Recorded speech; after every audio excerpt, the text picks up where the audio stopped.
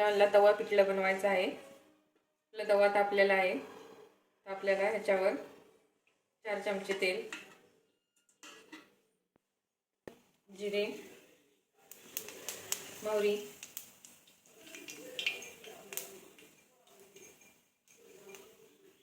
लसूण, कोथिंबीर वाटलेलं पेस्ट,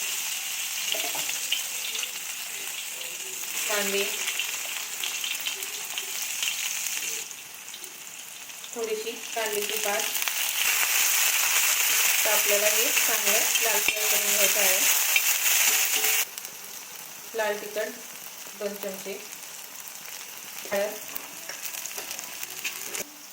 तर आपल्याला त्याच्यामध्ये छोटे ग्लासने 1 ग्लास पाणी घालायचं आहे। 1 ग्लास पाणी घालायचं आहे।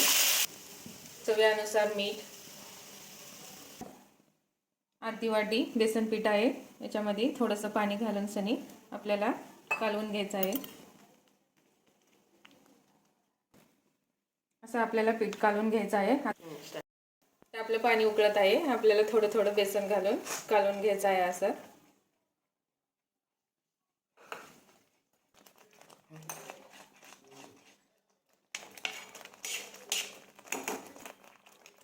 आता आपल्याला हे 5 मिनिटं झाकून ठेवायचं। आपले 5 मिनिटं झालेले आहेत।